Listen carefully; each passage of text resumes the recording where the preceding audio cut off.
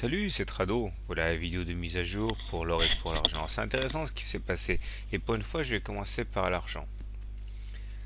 Voilà, on voit une hausse très importante, puisqu'on a fait quasiment 1,5%, voire même 2% en cours de séance, pardon, et on a réussi à se hisser au-dessus de la moyenne mobile à 20 séances, témoin de la remise en, en avant des cours de l'or. Alors ce qui a justifié ceci, c'est la déclaration du gouverneur de la Banque centrale américaine qui a dit qu'il allait acheter encore plus d'obligations américaines, donc en gros qu'il allait créer de la monnaie, ce qui comme toujours est très avantageux pour les métaux précieux. Et donc du coup l'argent a explosé à la hausse, nous épargnant en fait une latéralisation sous la moyenne mobile à 20 séances comme je le craignais.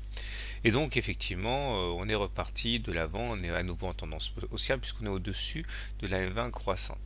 Alors, c'est pas ça qui est intéressant. Regardez, 1,58% de hausse et même 2% à un moment sur l'argent, alors que sur l'or, on n'a eu que 0,16% de hausse.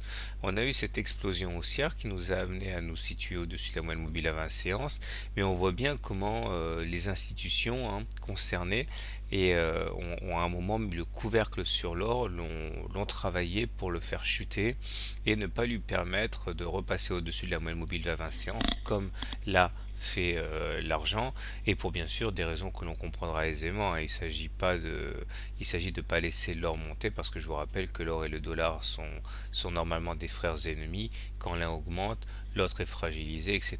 Une augmentation de l'or revenait donc à entériner une méfiance par rapport à l'argent qu'on ne pouvait, enfin par rapport au dollar qu'on ne pouvait pas non plus laisser s'installer.